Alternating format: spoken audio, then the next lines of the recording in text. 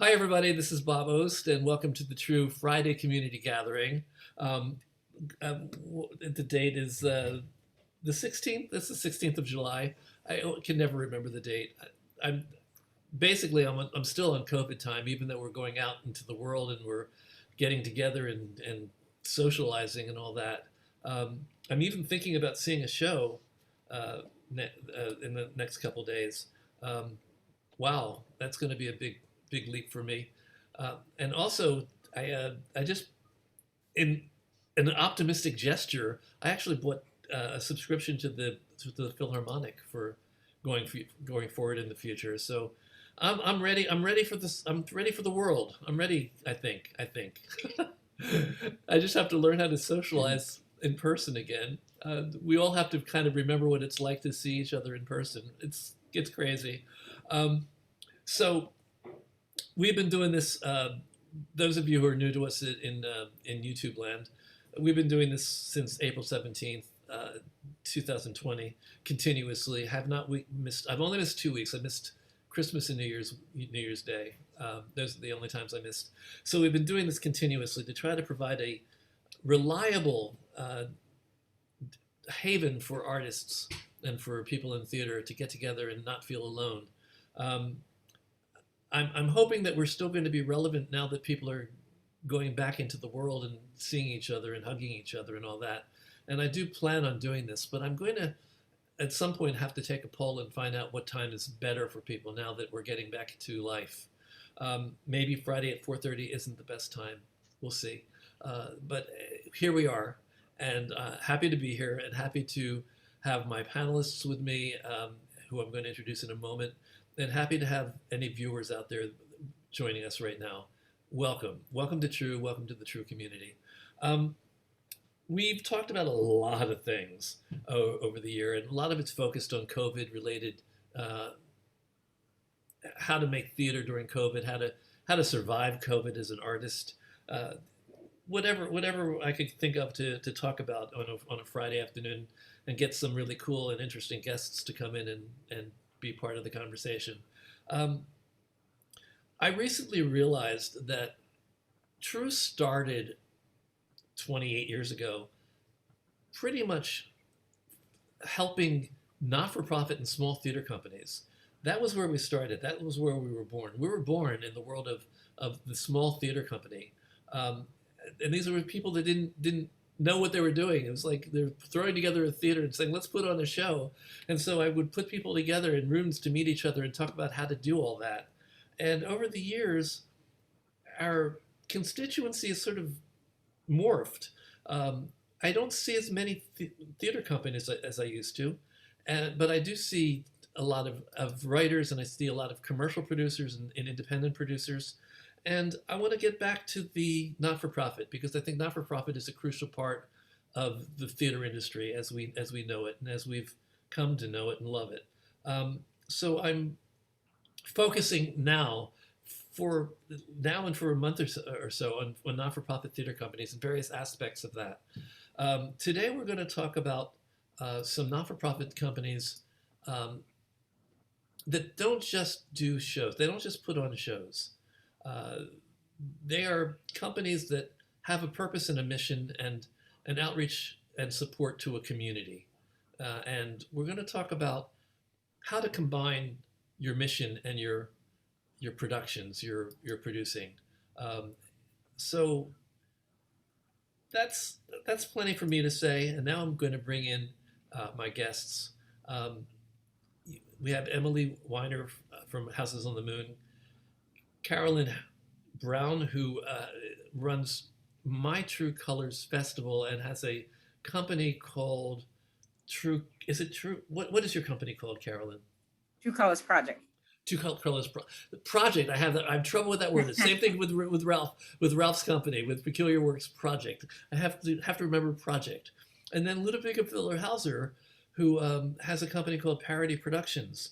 Um, None of these are traditional theater companies in terms of having a infrastructure that's there to support the growth of the company as they produce a season every year. These people do more than just a season.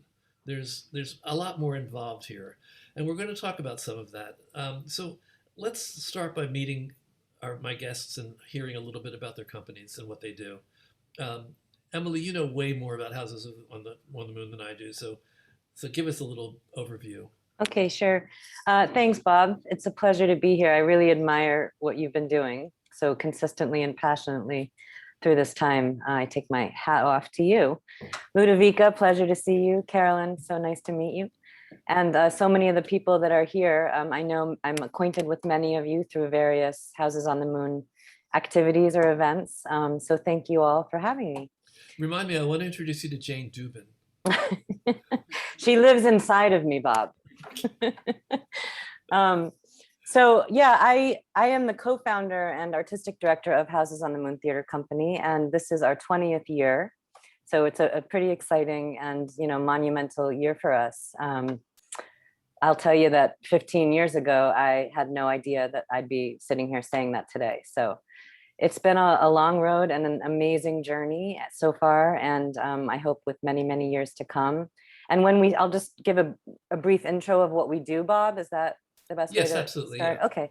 So when we founded, my co-founder, Jeffrey Solomon, and I, we were actually teaching artist partners together at the time at a school in Queens. And we started our company without knowing we were starting a company, but we saw in the school so much this was 2001, so much homophobia. And it was at the point where we wanted to you didn't see many LGBTQ role models out there on TV. At that time, it was very different. And what we were witnessing in this particular school, we were driven to create a theater project that explored LGBTQ youth and educators. And so we just started with that. And our creative process was so exciting, the way that we just made this piece through various interviews and curating posts from, gay youth sites from all over the world and so many other things. And we made this piece that the process was what was thrilling. And then the piece was beautiful in itself. And its very first performance was at this huge national conference for GLSEN in Boston. And we were so excited by all of that, but even more so by the response to it. In terms of young people and teachers at the time coming to us saying, I saw myself up there and I never have. My voice has never been heard in this way and stuff like that. And it inspired us. And we knew that we wanted to, that was kind of it. Like that was the genesis, was we wanted to create theater that amplified voices that were not often heard and told stories that we don't often see or hear. So we never set out to be, like a social active theater company or anything like that. That was really our mission, was about finding and telling stories we don't often hear and amplifying voices that weren't so frequently heard or seen in the worlds we were traveling in. So we started with that. We became a company, and it's 20 years later now. And I could go on forever, but I won't. So I'll stop there. Yeah. Okay. And we've had a surprise guest just now. So we're going to talk a little bit about the range of issues that you deal with, because you do deal with many issues. And I think it would be fair to say that all three of these companies are political. And I can ask you to define the word political so you can deny or accept that term. But someone said to me one day, they said to me, "Oh, you're very political." I said, "I'm not political." And I said, "Yes, you are. It means of the people." And I thought that was a really nice way of putting it. It's like, because I have a feeling, Carolyn, I don't know your company yet, but I know I will do shortly, but I have a feeling that the three of us do something very similar in wanting to, you had used the word amplify, Emily, and hello, everybody. I amplify the voices that are not usually heard, the stories that are not usually told, the audiences are not usually included. And so I think we're all political, and I think we're all of the people. If that's acceptable to you, Bob. That's acceptable. It's acceptable. We're going to talk more about that word political, though. I think we want to dig into that a little bit, because there are reasons, and actually the reasons stem from the original conversation you and I had, Ludovica, about the controversies about the kind of companies that we run. We'll talk about that. Everybody, let that dangle as a carrot for what we're going to talk about in a little while. I want you to meet Carolyn Brown now, and then we're going to come back to you, Ludovica. Carolyn, hello. Hi. And Bob, thank you for having me here. And my relationship with True and Bob goes way back to 2006 as a self-producing playwright. And I was actually part of the program with Jane Dubin for the writer, for the Playwright Mentor Development Program. My True Colors came about in 2015. It was really myself and other self-producing artists, filmmakers and playwrights who decided that we wanted to help others like ourselves. So it ended up becoming a multidisciplinary arts festival that we would have every year during Pride, because we were representing voices of the LGBTQ plus community. And also our slogan or tagline was fighting for social justice and cultural diversity through the arts. So well, there you go. There's one aspect of political that we can talk about.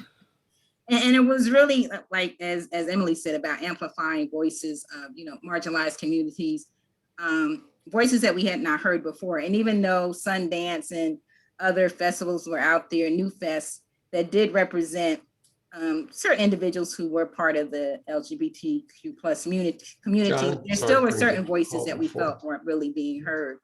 And with ours, we really did sort of look at the other letters, I want to say. So even like our first year, we had films by intersex filmmakers, individuals, in terms of, trans women and men. We really pinpointed that early on, and particularly trans women and men of color.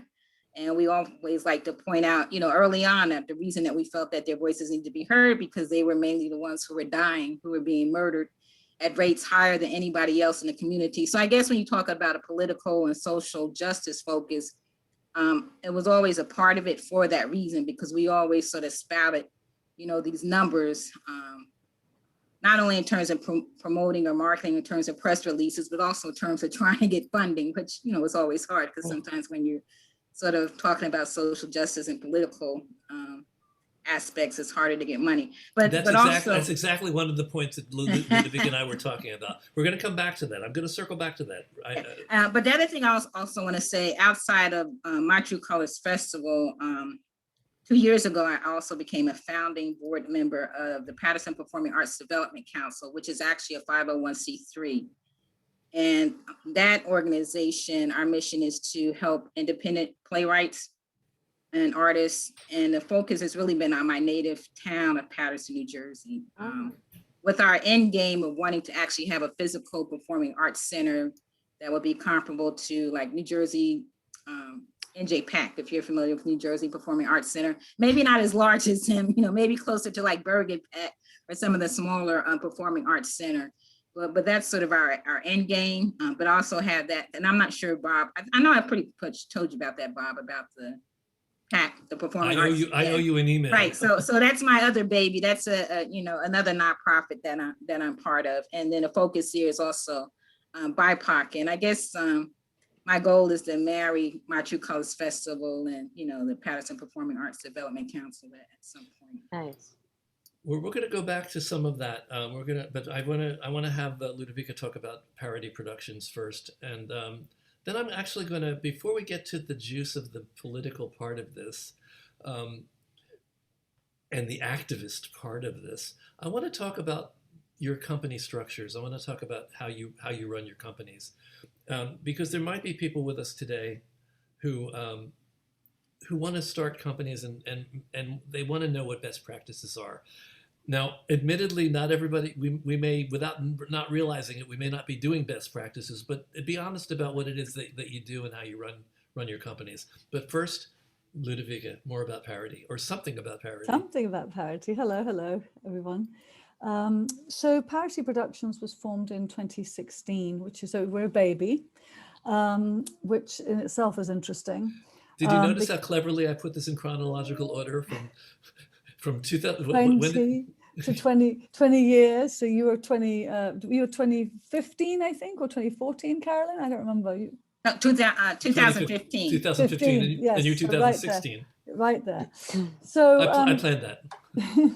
We actually, I say, were the love child of two companies, VH Theatrical, which was a theatre development company developing new works, and then Works by Women that was set up specifically to advocate for women designers, writers, and directors.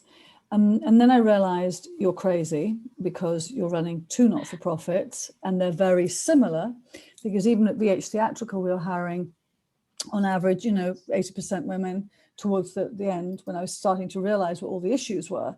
Because in the beginning, I was hiring women intuitively and instinctively, but not really understanding. So it was a combination. And then I got focused about that because I thought it was very, very important. But anyway, and also being a long-time board member of the League of Professional Theatre Women, I mean, my eyes were being opened about what was actually going on. And why, as a director, it was so hard to find work.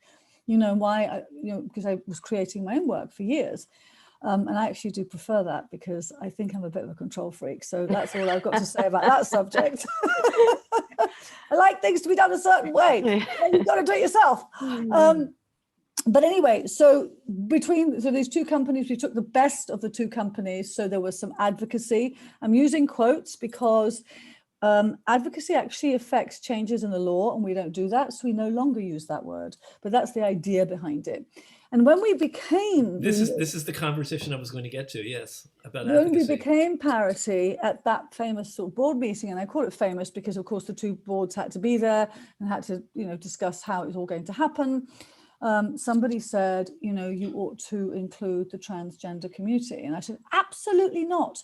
Women always do this. We're always trying to help everyone else. And we don't get any further. We're more than 50% of the population, and, look at where we are. Well, anyway, 20 minutes later, I was voting for including the trans and gender expansive community because of exactly what Carolyn said, the high suicide rate. Once I heard that, that's all I needed to hear. Because then you feel like, well, hang on a minute, now I'm being excluding. We don't want to exclude, but where I originally came from is we've got to get our own act together here. It was just very funny, like 20 minutes, literally. It was just ridiculous. And then of course, there was a massive learning curve, because I feel that I know a reasonable amount about what's going on for women in theatre, but I did not feel that I could actually speak about the trans and gender expansive community, and that has taken time. But I'm really proud of the company. What we now say instead of advocate is promote parity by empowering women, trans and gender expansive artists in theatre. And I can talk about that more later, but I'm sure you want to move on to something else, Bob. Well, yes and no. I mean, we'll get into more of that. I want to just set a little bit of a foundation, because those of you who know me, I think may have figured out by now that I don't like my discussions to be anecdotal. I like them to be useful. I'm always looking for a how-to. I'm always looking for the information that people can take at the end of one of these conversations to say, oh, I'm going to do that. So let's talk about, Emily, let's talk about how you put together your company and how it's evolved and whether the mission has changed from when you first started it. Well, I'll say, starting with your last question, no. And that's probably what I'm most proud of, because that's always been the most important thing to me, that our mission, that we're always on mission. And I can, confidently say that it has not changed. And so that's an enormous success, to me personally and to everyone that works with us. And state your mission again so that we can have a place to ground ourselves. Through the to dispel ignorance and isolation through the theatrical amplification of unheard voices. It's not elevator talk. Okay, so but that's like our official mission statement that we spent months and months hammering out.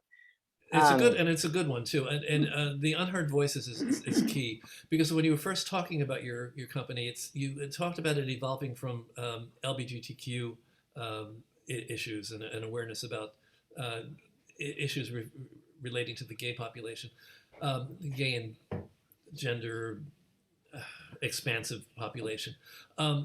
So your mission was stated in a way that you weren't necessarily tied into anything specific. You were able to identify unheard voices as you evolved and let those voices be heard. So it was a good choice. Some of us, when we write a mission statement, we start a theater company, we forget that we are tied to that mission. And sometimes things change in the world, and sometimes things change in our lives. And your mission has to be broad enough that it allows for you to expand and evolve, and yet specific enough so that a funder knows who you are and knows whether they're interested in you. So can you talk a little bit about that and how you've come to grapple with talking about your company for funders? You asking me, Bob? Yeah. Yeah, It's still got you. It still got you in, okay. in the spotlight. Okay, sure. Yeah. So you know, I'll answer that the best I can, along with like the structure question. You know, when we started, because I know you mentioned people are maybe want to start companies, and I guess I do have a lot of experience when I really think about it. You know, 20 years. When we started this, it was really just Jeff, my creative partner, and I, that were doing everything. And that really went on for many years. And we're both creatives. Neither of us, you know, we're both actor, director, writers, and we had no business sense whatsoever.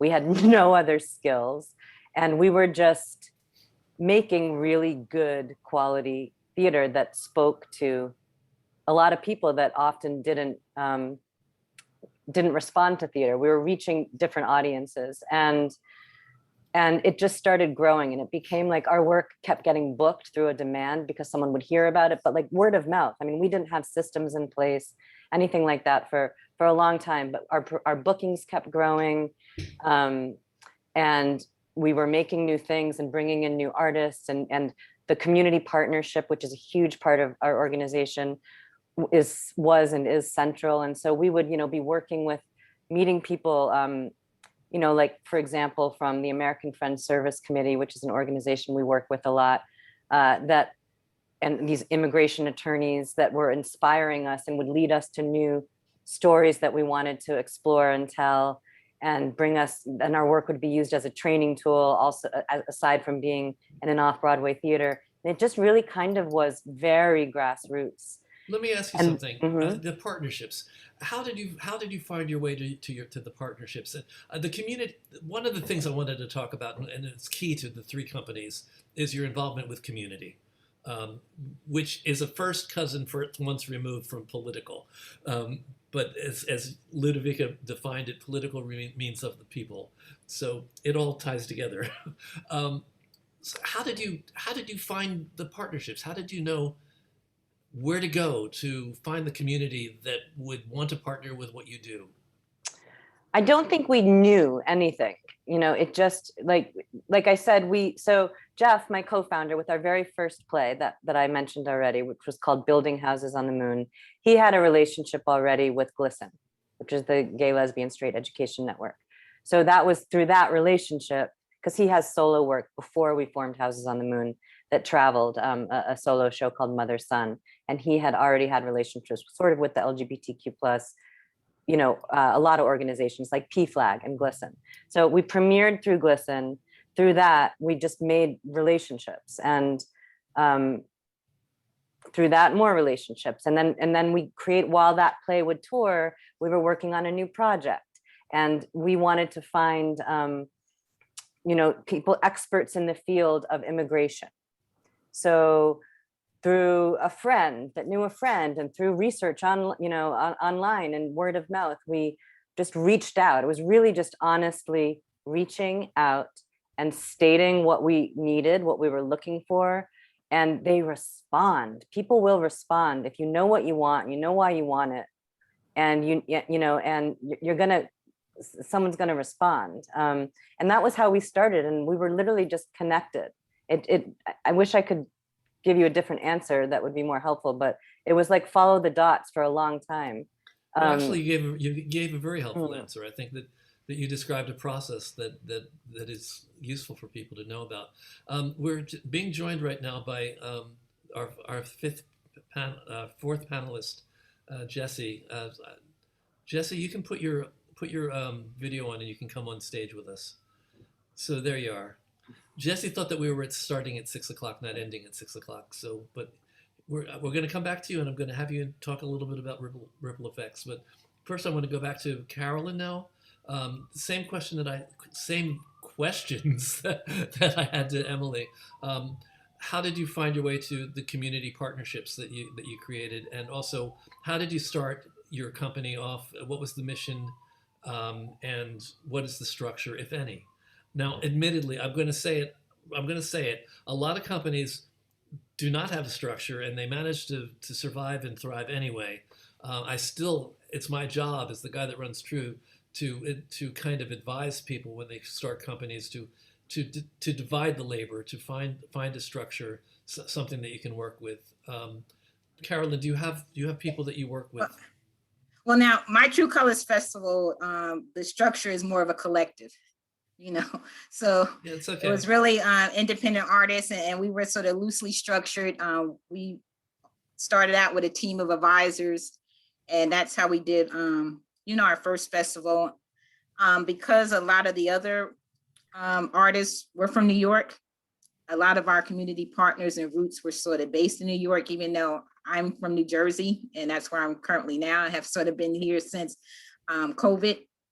And so really they have relationships with other organizations that were part of not only the Black community, Latino community, and then LGBT. So we relied on partnerships with, like Griot Circle, Estrella, the Community Center. And that's really how we were able to partner with those organizations to help promote and develop My True Colors Festival. We've also fluctuated every year where we were located. So the first year we were in Harlem, and our community partner then was George Faison. And if anybody knows him, his background was, the Wiz. So George Faison and his partner, who unfortunately has since passed away, they were very instrumental like that first year. The following year we were in Brooklyn. Eric Adams even gave us accommodation, and he was very instrumental. So over the couple of years, we sort of fluctuated in terms of who our support base was, or who our community partners were. Now this past year, because of COVID, that structure sort of, it changed, because again, I was sort of stuck here in New Jersey, my partners who were, in New York, and, I did something a little different where it was more virtually focused. And I really, instead of us having about 25 or so different films and plays, this past year was really just a focus on just one film and then one play that I did virtually, which is actually L.Y. who's on here, L.Y. Jones, the man with the floppy ears. So now I think, what we're looking at is sort of the evolution in terms of how we want to evolve, so that we're really not just looking at just putting on a show, like you said, but really going back to our mission of how are we creating impact? Because the thing that I've discovered now with the nonprofit, with the 501c3, which that one is structured where I'm actually a board member. We have board directors. We have an advisory board. That one is actually also a part of the New Jersey Theater Alliance. We're an affiliate member. We're one of 31 New Jersey theaters. Most of them actually have a physical space. We're an affiliate member because we don't have a physical space in New Jersey, but because we are producing plays and we're actually doing performances in New Jersey, we're allowed to be part of the New Jersey Theater Alliance. So let me ask you, did I understand you correctly? My True Colors is not a 501c3, but you're it's fiscal. I'm sorry. So I didn't say it's fiscally sponsored. So we've always been fiscally sponsored. Right now it's Fractured Atlas. The first 3 years, it was the Field organization. Right. The past 2 years, we have been fiscally sponsored by Fractured Atlas. So we have been able to raise grants, grant funding, because of that, and also to secure donations because of that. I just wanted to make it clear to the room that if a company is fiscally sponsored, it's functioning as a not-for-profit theater company. So all of the rules that we talk about, that we might be talking about today, will always apply. Your mission is evolving, it sounds like, or your way. Well, one of the things I want to say we're trying to circle back really to the core of our mission. Okay.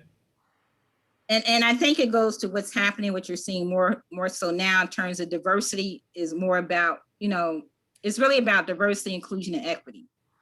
I think we did a great job with the diversity component in terms that, we had diverse voices. So we had, African Americans, we had Latinos, we had Jews, Arabs. We even our first year, the second year, we actually flew someone in from India because we wanted to present his film and we wanted him to talk about his experience and what it was like being gay in terms of growing up in India.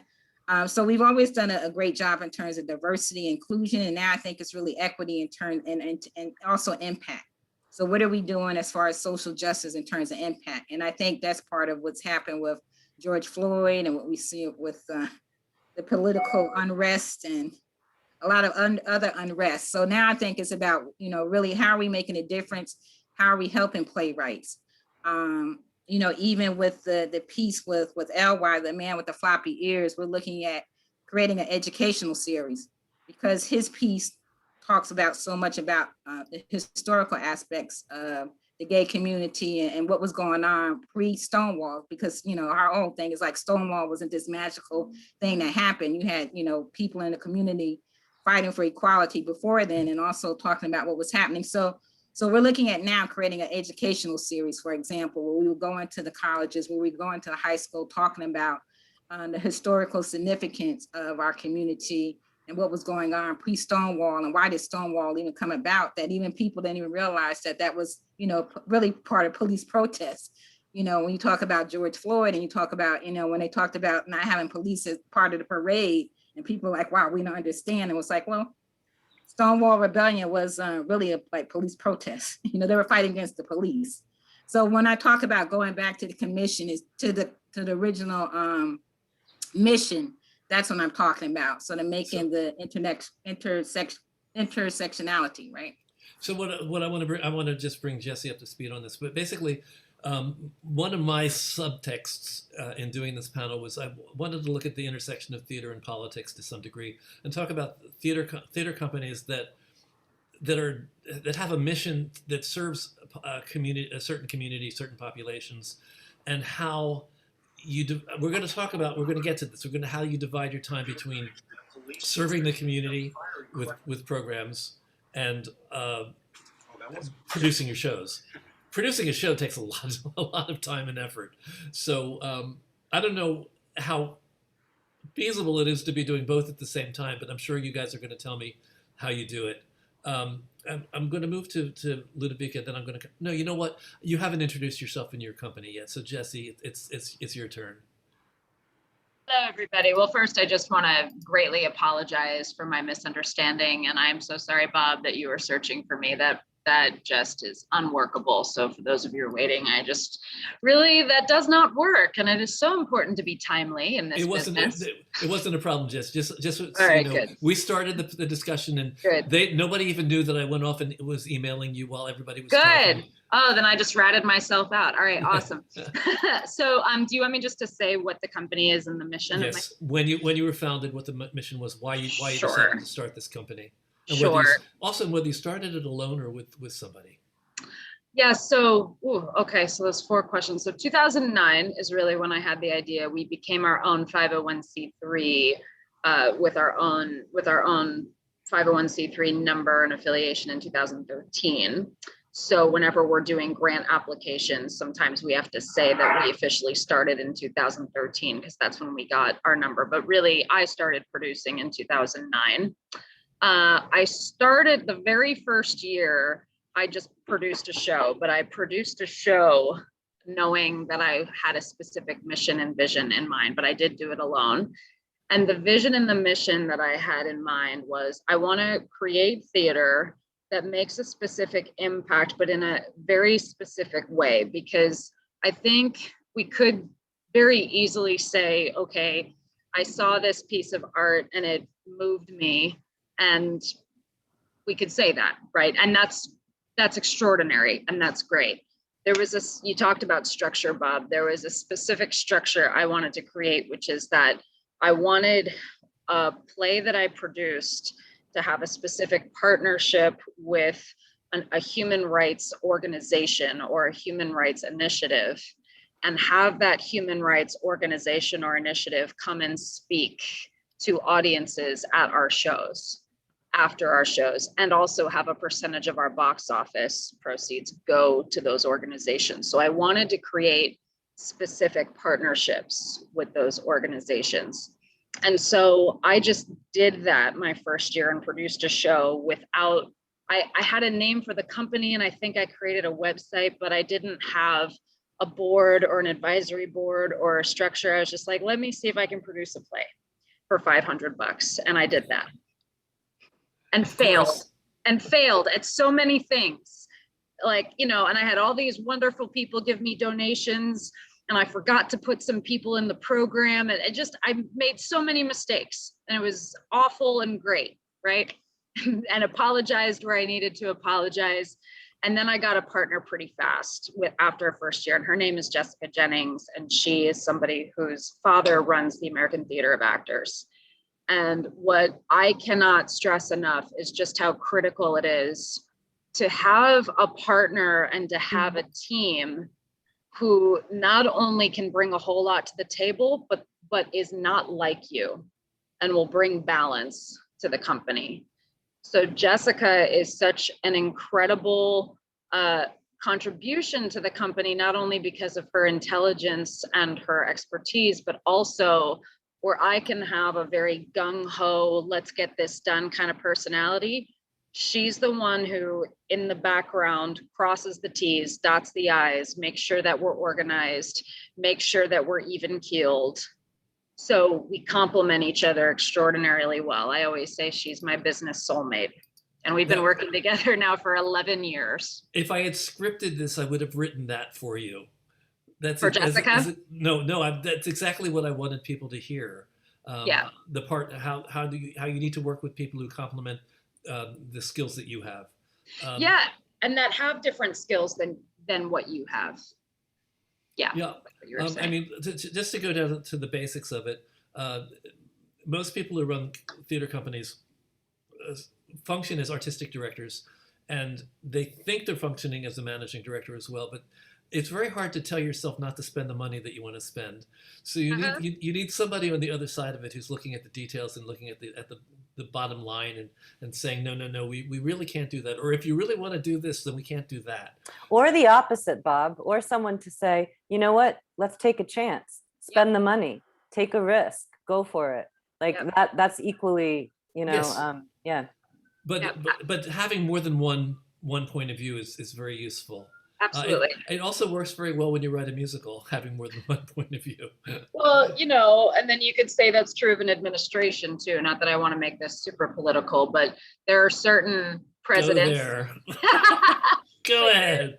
There are certain presidents that know the value of surrounding themselves with people who might challenge them and disagree with them. And there are certain presidents that know the value of that, and certain presidents who don't, right? And that's all I'll say.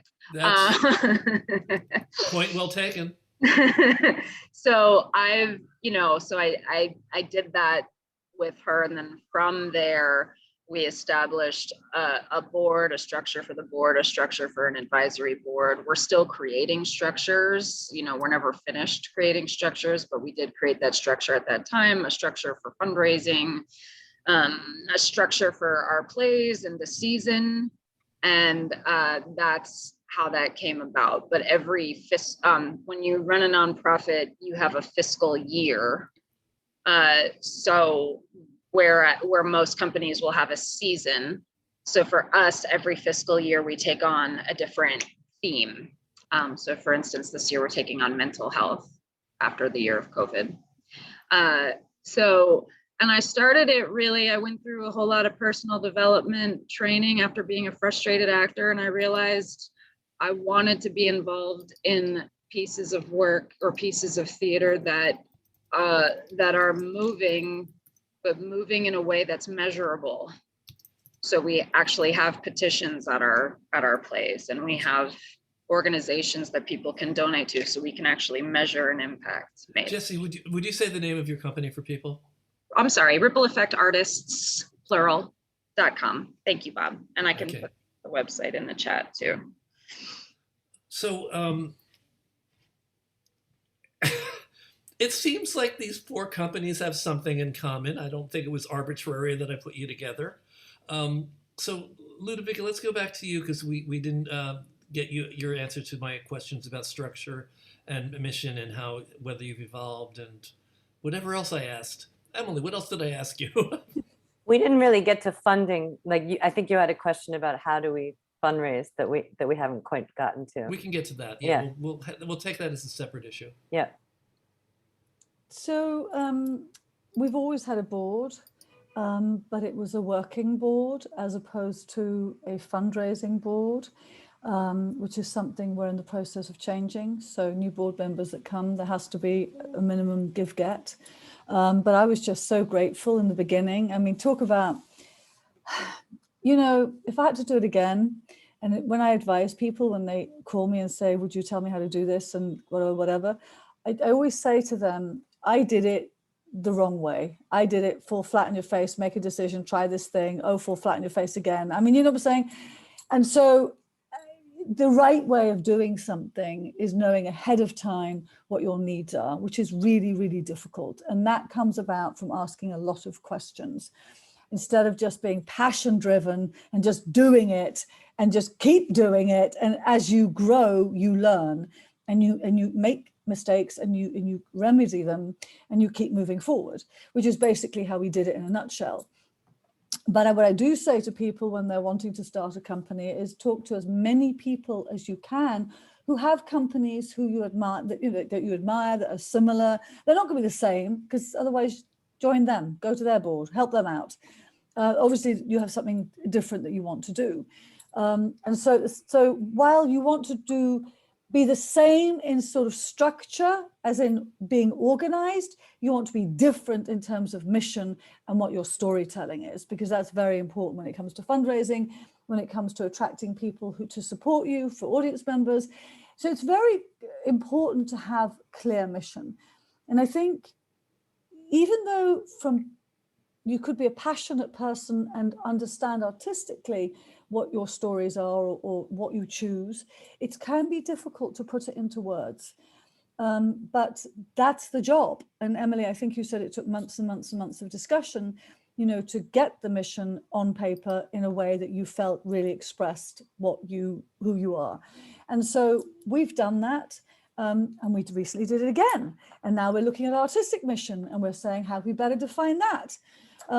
So I think while the core remains the same, because I think if that changes, that's something I can't even address, because to me, it's like you started something because there was a need, or because there's a passion, or because it's your soul. I mean, it's something that you can't do theatre because you sort of fancy the idea.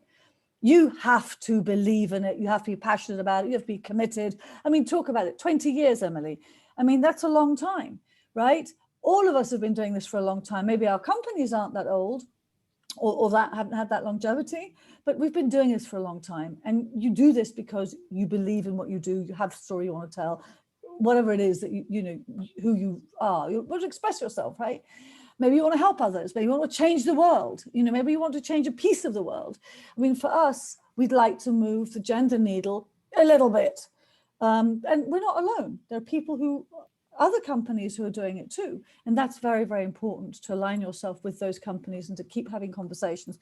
And I think what you do with True is absolutely fantastic, because even though I'm like, no, I've got time to do this, every time I do, I'm so happy to hear other people, and you're like, you're not alone, because we are in our little corners and we're fighting these battles, and we think we're like, I don't know what we think, our own bloody universe. It's like, no. That's exactly why I started True. That's exactly why you hit my mission right on the head there.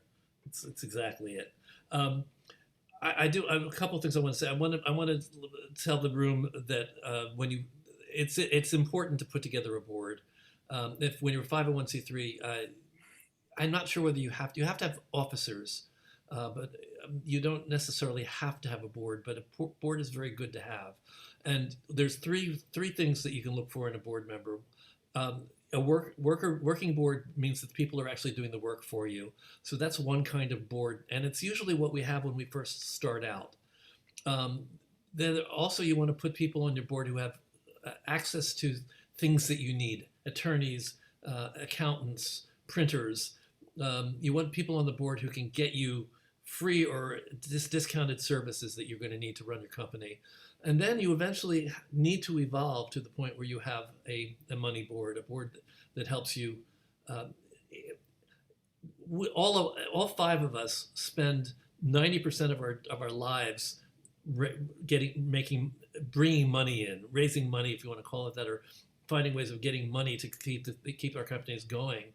And having a board and having a give-get gives you a baseline that you know you can depend on. And it's just so important.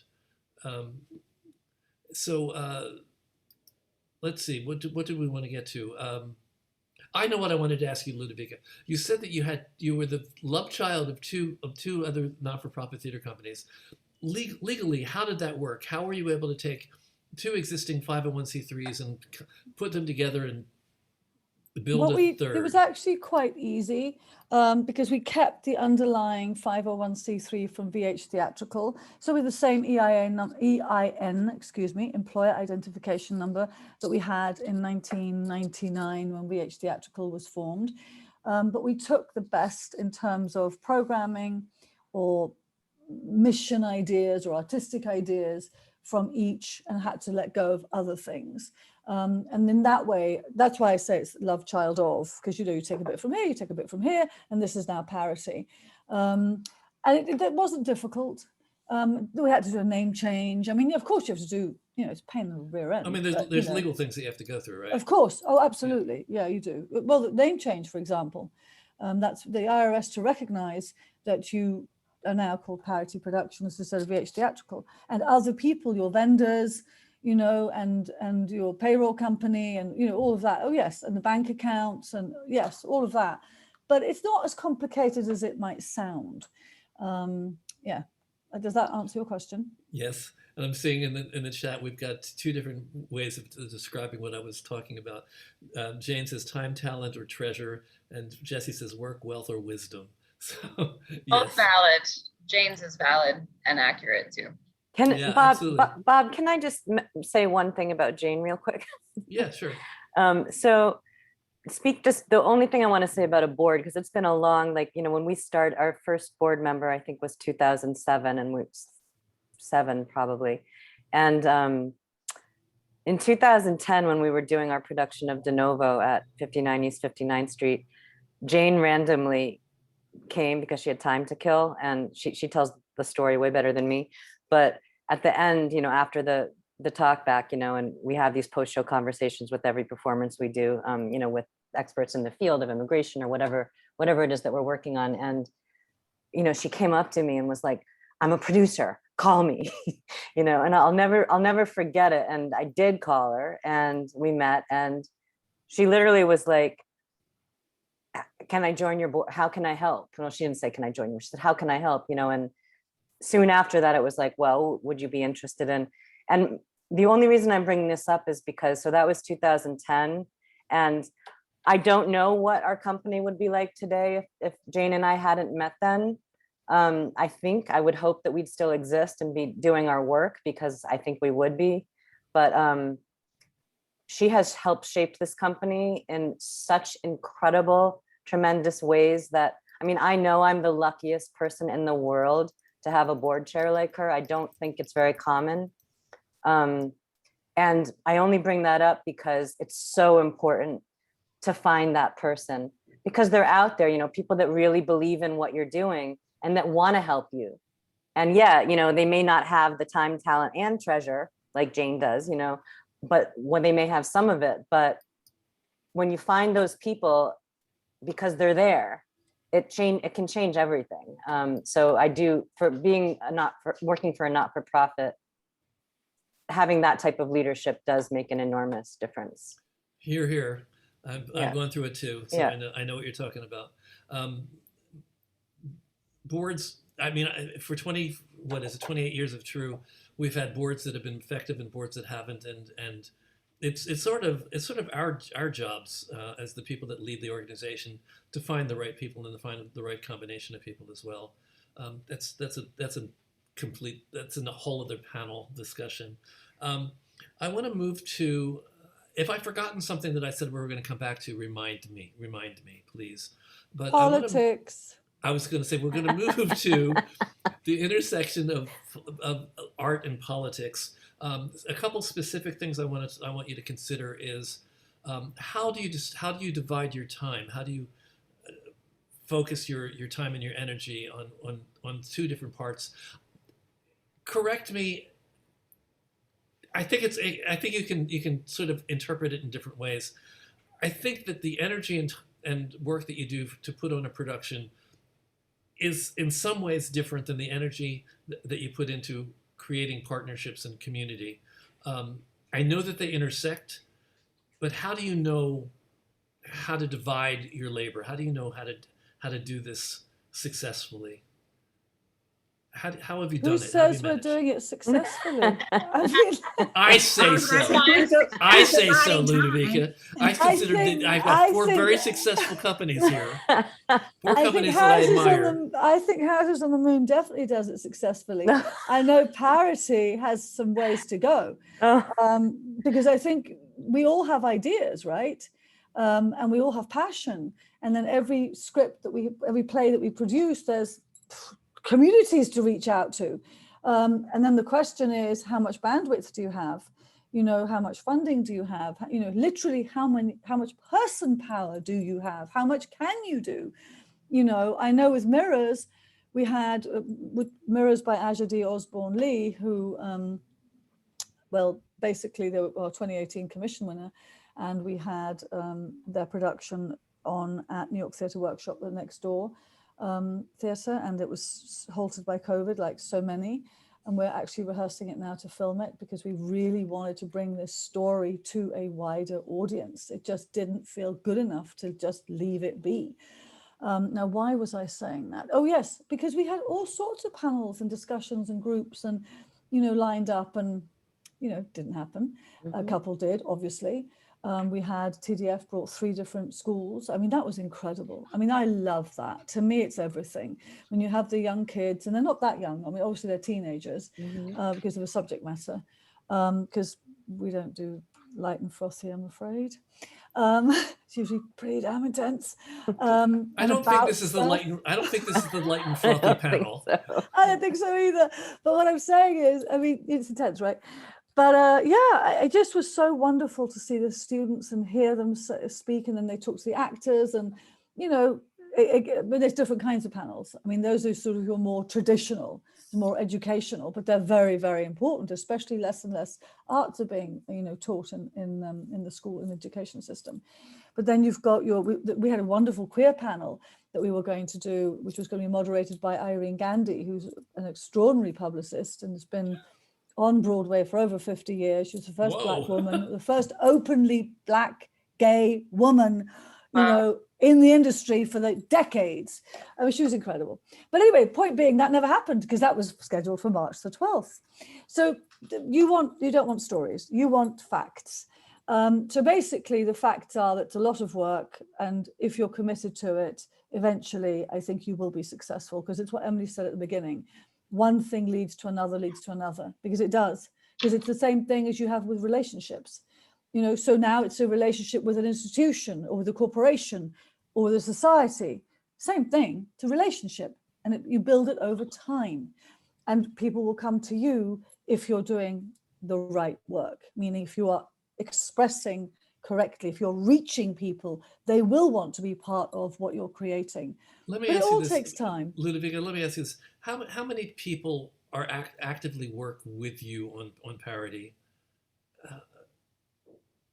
I mean, I can tell you I have 3 people that help me through. Well, we used to have very few, but we have a few more now, thankfully. Everyone's part-time, unfortunately. Oh, me too, yeah. Yeah, absolutely. So we have director of operations who also doubles up as the general manager. And this doubling up, unfortunately, is the tap dance that we have to do. I double up as artistic director and executive director, and I also direct some of the work that we do, or it's been most of it. We're changing that, we're bringing other directors in. And then we have Jennifer Kranz, who is basically the company dramaturg, but she's done way, way more than that. She's producing artistic director, but she's very part-time, unfortunately. And then we have two part-time graphics and social media people, and then one development person. And that, I mean, that for us is huge. But you as the executive director and artistic director are the person that's programming, programming the productions and also coming up with the creative partnerships. No, because no, creative partnerships actually was Danny Martinek, who's just recently left. So we have a big gaping hole where they were amazing. We need a director of communications. We just haven't found somebody. We thought we did, and they lasted a week, and then they had a personal tragedy, and they couldn't continue working with us. So it was sad for them and also for us, you know, because we really need that. But I think you need the right people doing the right jobs, and hopefully you're not burning them out, because that's something we face all the time. It is a conversation that is repeated at least 2 or 3 times a year. We are fighting burnout, especially with COVID, all the time. And even all these people that I've mentioned, you're like, well, you're doing really well. You've got all these people, you know, it's like, yeah, and we need a partnership person, you know, we need a communications person. We do so much because we're doing 2 things, right? And you just asked in all fairness, relatively few of the companies that are born into this business evolve to that point. I mean, we have a Manhattan Theater Club. We have we have big companies that have big staffs and everybody has a job. I'm not expecting any of us to reach the point where we have full staffs. It would be lovely if we would, but I just want to make sure that there's some division of labor that's going on. Emily, who does what in your company? So we hired our first managing director only in 2016. Congratulations. Do you know how many companies do not have managing directors? But that was 15 years into, thank you. I agree, and I accept that. Congratulations. But it was 15 years after we formed. So was that it took that long. Did Jane Dubin push you to do that? Jane Newman helped me do that. Okay. Yeah, she did not push me. It was a long time dream. And his name is Kevin Connor, as Jane just, thank you. He's phenomenal. And I love Kevin. You know, he happened to be, Jane and I both knew in the interview that he was the person, and he has proven to be more than the person. So he's made a tremendous difference. He knows how to do everything that I don't know how to do. And talking about complementing each other, you know, it's like this incredible marriage. So that's made a huge difference. We have since hired, we have a part-time, although I know she works full-time. You know, her name is Susan Goodwillie, and she does beautiful work as helping me with partnership stuff, community outreach liaison, as well as she's doing our grant writing right now. We're in the process of looking for an actual director of development. And we have another employee named Emily Cordes who does a little bit of everything, social media, marketing, mostly that sort of stuff, and sort of all around help. And so it's a staff of 4. We really want that director of development next. And then we have lots of consultants. You know, we have we're working with a brand new for us graphic designer named Jeremy Hunter, who I'm really excited about. Someone earlier, David Kurkowski, if I have the name correctly. Yes, we know him. Was looking for a website designer, and I wrote to him that I would email him this guy's contact because he's seeming to be pretty awesome, and I believe he does web design. So we have lots of consultants, but we have a staff of 4. Carolyn, how about you? For the nonprofit, we have 4 board members, and we're a working board. And I guess what I've discovered in terms of what we really probably need in terms of like the artistic director, in terms of bringing people on board, we've worked with volunteers, because there are organizations out there where you have volunteer match, Catch a Fire that we've used for graphic design. even in terms of social media. So we've been able to really rely on volunteers for certain aspects, but then what we find that we're lacking in terms of really needing like that artistic director who can take that on.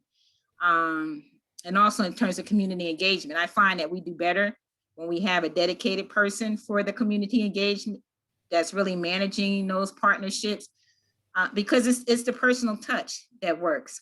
I've been successful with PPADC this year in terms of getting grants and corporate sponsorship. And it really came about from groups that I belong to. I belong to the National Gay and Lesbian Chamber of Commerce. And I met someone from, one of the banks through networking. And when I submitted a grant, I have no proof, but I just feel like because once I submitted a grant for that particular bank, and because I was able to list that person's name, I think it helped. Again, I have no proof, but I've noticed that this year, if I had more success when it was people where I had that personal touch. And also I've been doing the grant writing myself. The past year I've been taking courses. I've been working with the organization because I found when working with individual grant writers, sometimes it just didn't work because they really didn't understand the mission. And when grant writers are looking for when funders are looking for a statement about evaluation and impact, you really need to be able to convey that. And you really need to have that data collection. And that's something that I also learned over the past year, that we're doing a better job, is really that evaluation part, the data collection part, talking about and being able to discuss how are you making an impact, which is why I was saying when we're going back to what is your mission? When you talk about social justice, if you say you're social justice, well, what does that mean? And how are you making a difference in that area?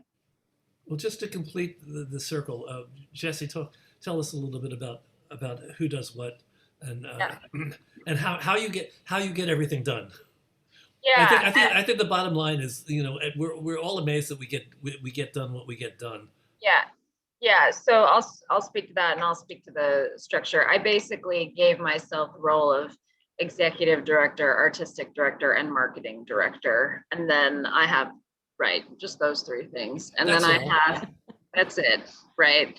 And then I have mostly a working board. I have one board member that I would consider wealth, with a wealth resource, and then mostly a working board. So within that working board, there's somebody who writes grant applications, but she also spearheads our development team. And we have a whole development team that writes grants applications. And also, this is really important, but maintaining donor relations. A huge part of development is not just grants. I mean, grants are great, but it's really about, every course I've gone to about marketing and building up any sort of business, especially nonprofit, is about spending the majority of the time with the people who already love you, which seems counterintuitive. It seems like we should be spending more of our time doing more outreach for others who don't know us. But if you really, really cater to them, they will bring in the others that don't know you as well. So if you just show them your love, which we did a lot during COVID,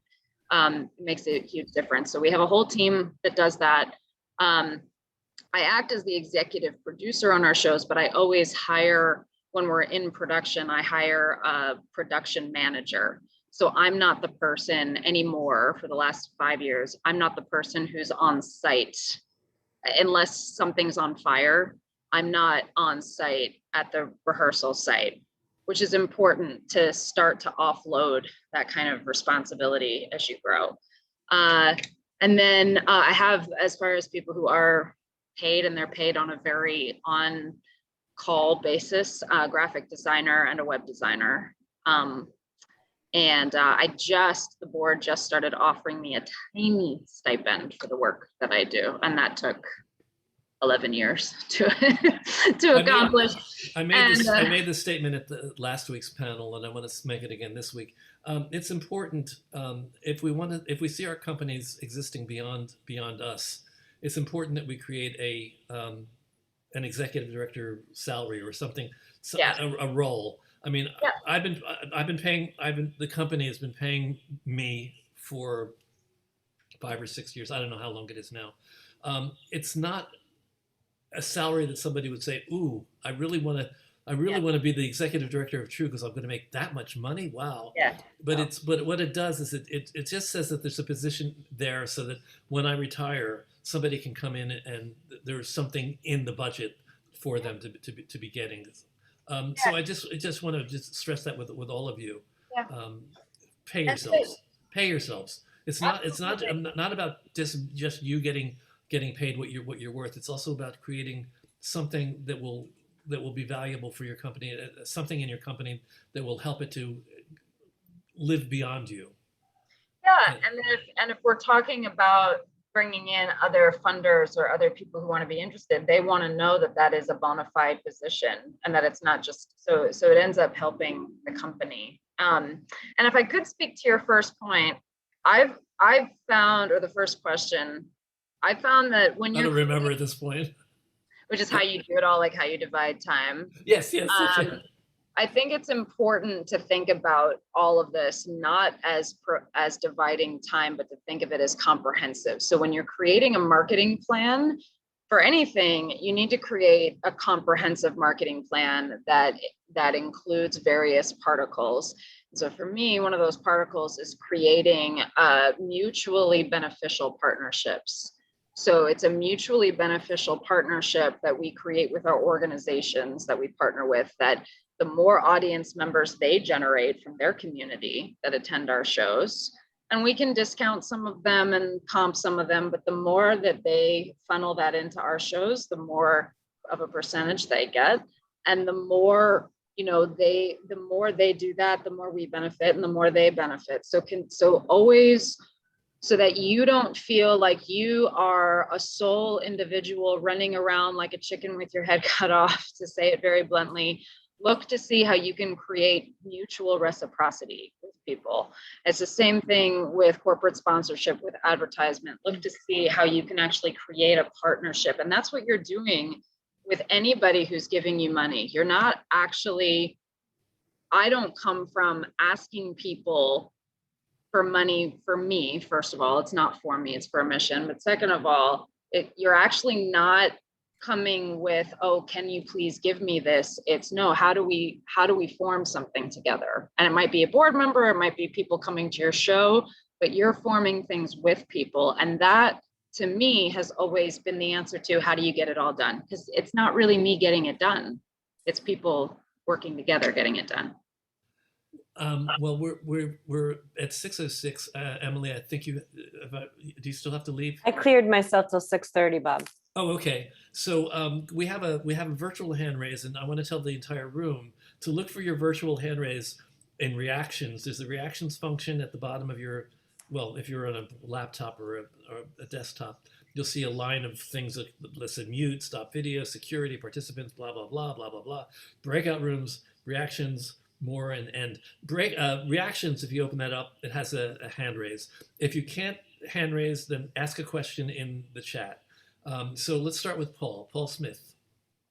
It's a comment about something that Emily mentioned. She mentioned Emily Cortez, and I just want to say that I was blessed that she played a leading role in two of my plays, City Suite and You've Got to Put Them Out of Their Misery. She was a joy to work with, and she's a great performer.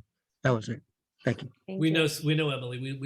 We know her very well, so I'm glad to hear that she's doing work with so many people. It's great. Judy Binus. Hi. Question for all of you. While you're getting your companies growing, how do you as individuals finance your lives? Oh dear. That's a bombshell of a question. Of course. I mean, years and years ago, and I actually mean decades ago, this is quite shocking to most people, but I had a cleaning company, and that paid for my addiction. I mean, so the cleaning company was funding. I also had a theatre, a physical space, which Bob knows because True rented from us, the Greenwich Street Theatre. Yeah, and so I ran the Greenwich Street Theatre, and so rentals help, get enough to live on. The cleaning company was how I was living. But I was also killing myself because basically I was running two things. I was running the theatre, I was running the cleaning company. But when you put in enough time, you figure it out. And right now, I do get paid by Parity. I'm at the stage in my life where I'm looking towards eventually retirement. I mean, you know, when you're 20, you don't think about that, okay? You start being over 40 and 50, you do need to think about that. And so definitely you have to get paid. And I think that's what Bob said is important. If we don't honor ourselves and we don't honor the artists we work with, this industry will never change. We need to pay our artists and we need to pay ourselves. I think it is essential. Yeah, I just want to I'm not answer even going to go on that because otherwise I'll go for half an hour. Yeah. Yeah, I want to answer the too. question also. I was able to start True because I had a career in advertising. My living was as a copywriter and eventually a copy director and a creative director. And once I saw True was sort of growing and becoming something, or I was hoping it was becoming something, I had to make a very difficult decision to actually stop doing my other work and really focus on True. So I put most of my time into True now. Most of my time. The time that I'm not spending eating and sleeping, yes, I put into True. Ditto. Yeah, same. I've had another, what we would all call as artists and people in the business, day job. And I still do. I work as a manager in a tourism company.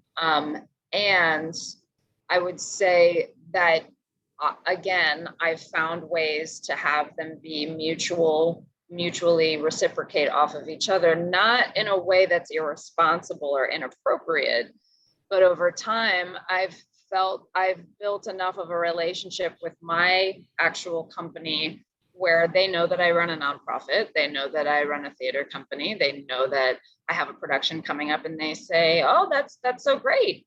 Can we come? Well, sure. And there's an audience, right? Now, it has to happen organically. I can't go into my job and say, hey, I have the show coming.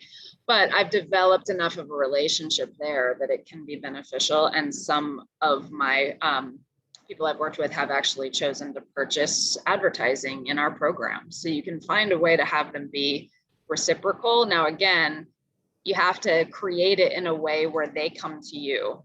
I'm talking about your employers and your day job. You have to create it in a way where they come to you. If you're going to them, it can be inappropriate. But they trust me enough that they come to me at this point. And I have been, yes, you have to have a small stipend. And I've been, and some people might disagree with me, and that's really okay, but I've been okay with the fact that this isn't my job. Like it's not my salary. I've been okay with that for so many years because I'm somebody who wants a good salary for my work. So I'm okay with this being my passion project and being this thing that I create, and maybe I'll never make a salary with this. And I'm okay with that because it affords me a little bit of flexibility so that I can have a job that actually does pay me well. And that's me, but I think everybody, you know, but I applaud people who run nonprofits and get to a point where they have a full-time salary. I applaud that. And if that's really what you personally want, do that. It's like anything else, though, it is a process. So unless Emily and Carolyn are aching to share their story about how they managed to afford to do this, we can go to the next question. Did you want to? The only thing I'll say about it is that you know, I started making no money with houses, and then it became $25 a month, and then $25 a week, and then $150 a month. And literally, this is our 20th year, and I have a full-time salary now. I mean, it's nothing extraordinary, but it's enough for me. And I only share that to say that, again, that's, you know, that's time and diligence and sticking to your mission and being passionate about it and knowing. And, you know, that's not for everybody, but that is what happened along my road on that note. I'm going to go to Janet's question now. Janet Conrad. Yes, this is an excellent meeting. I want it to ask if there's a time and there are signs that one should be aware of where one should move. It's necessary to move from a fiscal sponsorship to a nonprofit. When do you decide that you want to become your own 501c3? ideas there? I did from the very beginning, as soon as you can figure out a way to get the darn paperwork filled out accurately. Well, Thank I you. would- Thank I you. would say- Actually, and I paid somebody to do that for us because I kept on messing it up. So yeah, I did it as soon as possible. Thank you. I would Okay. say make sure that you know that that's the right path for you before you, it's an enormous amount of work. So you have to know that it's the right path for you before you venture on that journey. Yeah. I say the same thing when people ask me, you know, because we all get asked about, you know, because the thing I'm encouraging you all to do is to ask questions and talk to people. Well, obviously we get asked questions, right? And I'm always the same way. I think, how long do you want to do this for? You know, what's your structure? How are you thinking about funding it? Who's going to help you? You know, what's your vision? You know, do you think you have branding ideas for it? How are you going to be different from everyone else? You know, what's going to sustain you? I mean, there's loads of questions. You don't have to answer them all, but you have to have a very, I think what Emily's saying, a very clear idea that you're in this for the long haul, and that you do have enough support to warrant doing all that work, because there are responsibilities. You know, you have to do a financial review, or if you bring in a certain amount of money, I think it's over $750,000 a year now, which we're not, by the way, then you need to do an audit, you know, and that costs thousands of dollars. But some of these grants that you apply for, they want to have a financial audit. They require it. It's also good business practice. You start getting into all these things that you know, like, well, what am I, a lawyer, a bloody accountant? It's like, yes, you're all of those things, because you've got to be better than them or as good as them, because you need to ask the questions. Yep. You know, so it is a big deal. And I understand what you said, Jesse, about as soon as possible, because I think you were very clear about what you wanted and how you Right. wanted to do Yeah, it. you're absolutely. If you know that you want to, yes, absolutely, then do that as quickly as possible. But if you're, I absolutely agree with what both of you said. If you're starting to produce and if you're in a place where you're not sure if you want to be a commercial producer, which is basically a for-profit producer, or a not-for-profit producer, yeah, don't do the paperwork yet, because the paperwork for me was a nightmare. And I had to, I don't know. And I think it used to be more complicated than when I did it. So bravo to anyone who did it before me. But, you know, and we had to hire someone. But if you're crystal clear that that is what you want to do, then yes, go ahead and do that, because it does open many doors, many doors that having a fiscal sponsorship at first just might not open, like many grants. Well, Carolyn, this is a question that you probably are dealing with right now, because you are fiscally sponsored. Are you thinking about getting your own 501c3 for My True Colors? No, that's why I ended up becoming a founding board member of the other nonprofit. Yeah. And that's why I had mentioned to you when I said that I was going to sort of marry the two. So that my mission focus in terms of the LGBTQ community, and then with the other nonprofit, their focus is marginalized communities and BIPOC. So, and the reason I wouldn't do the nonprofit, the 501c for My True Colors, because I still want it to be mine. You know, I had that understanding that if I have a nonprofit and I have a board, that is an organization, it belongs to the community. That, well, you know, that there are pluses and I know that people, you know, I know you're giving me that look, but I mean, you know, with the nonprofit, you know, we have clear bylaws where I may not be on that board forever. I can be, you know, as a founding board member, but we have after 4 years, you know, you have to go up for reelection. You know, you can get reelected for another term in terms of another 4 years. So also with our board, you know, you have to contribute, you have to pay dues. So that's the other thing about with the board, you know, when you're doing a board and you're doing a nonprofit, you have to really be clear about the structure, you know. And I know some people will create a 501c3 with the idea that I'm going to be on there for life and then I'm going to be running it for life, and you can't do that. Yeah.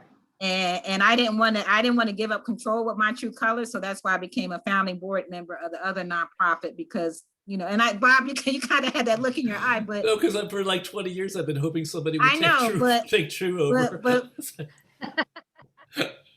But, you know, but that's just sort of my answer. That's my honest answer. So that, you know, I have the nonprofit where I'm a founding board member with the understanding that after 8 years that I would become, you know, a founding board member, but I may not be an actual voting active board member, but I'll still have say versus my true colors will stay fiscally sponsored for now. I think that's really smart. Because you know what you want. So that's the point. Yeah. And what Carolyn said is correct. A not-for-profit is a public company. It does not belong to us. That's right. founders. Yep. Public company. Why? Absolutely. Because it's being funded by public money. Think about it. I'm giving you a donation. Can I have something off my taxes, please? Public money, right? So there are rules that come with that.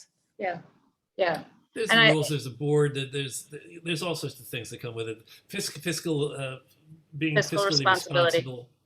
Yeah, fiscal responsibility. Sorry, Bob. It's a lot. I mean, it's a lot. It is. Yeah.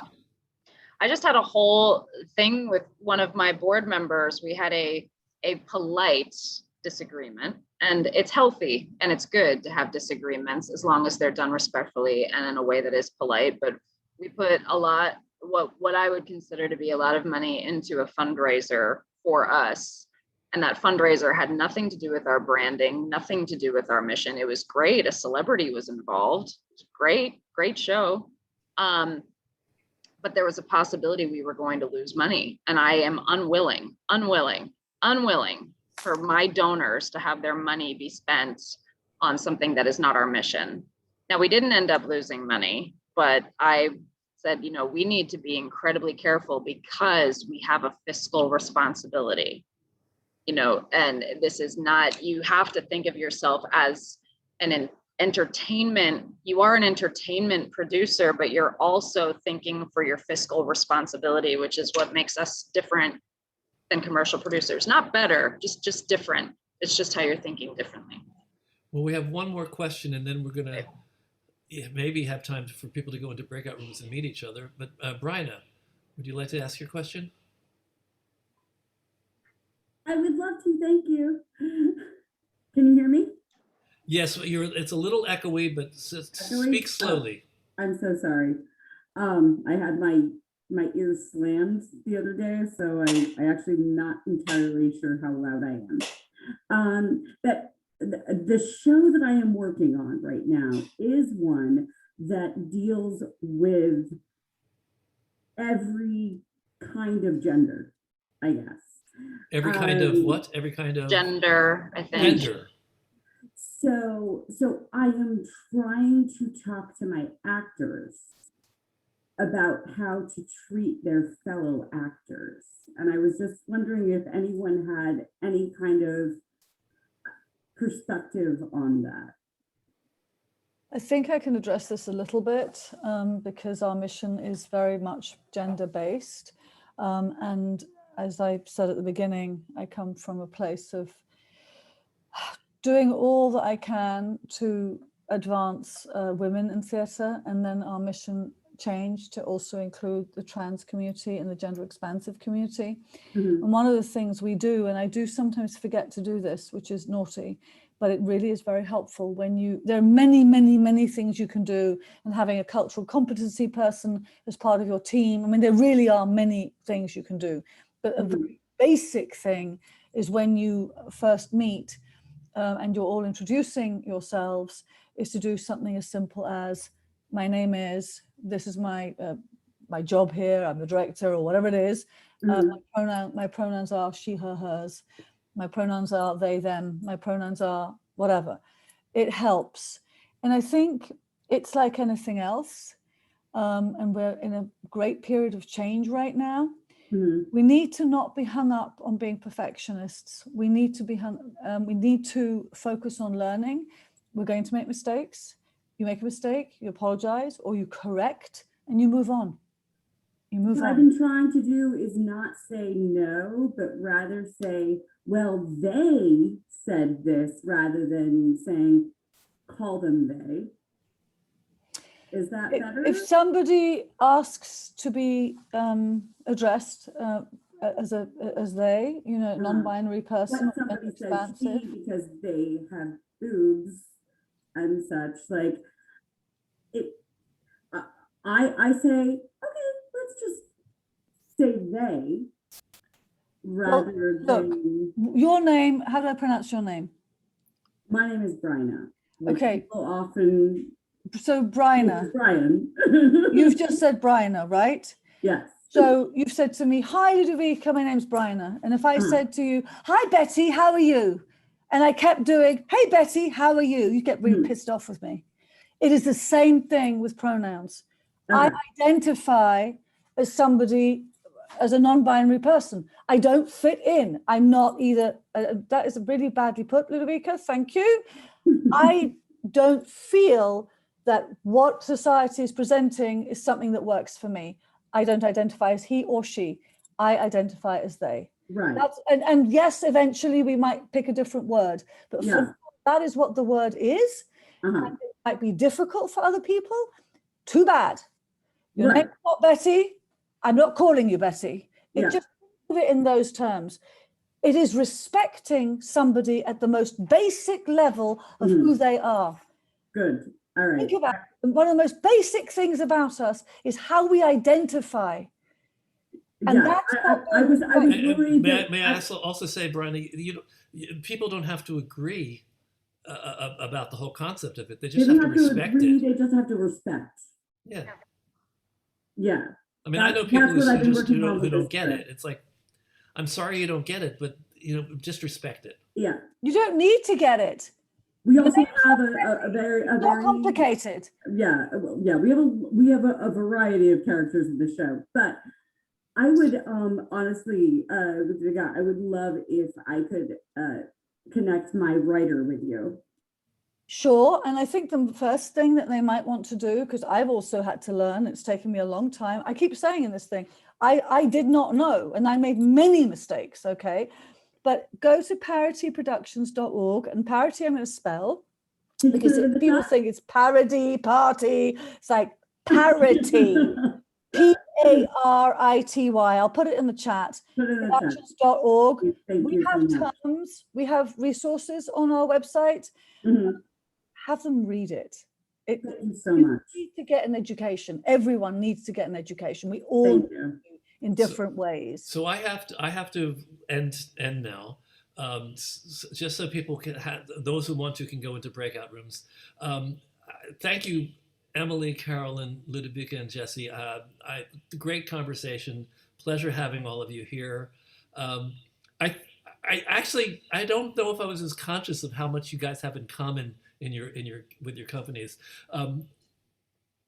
I think it was a perfect group. I think you were just great, and I think you had a lot of interesting contrasts and similarities, and I enjoyed this very much. And I hope that people out there also enjoyed it, and I hope people will understand that. I have to tell everybody, when we started doing these community gatherings, people were very generous about paying to come to them. Not happening as much now. So just want to push people who can do it to donate a little bit when you come to our community gathering. It helps.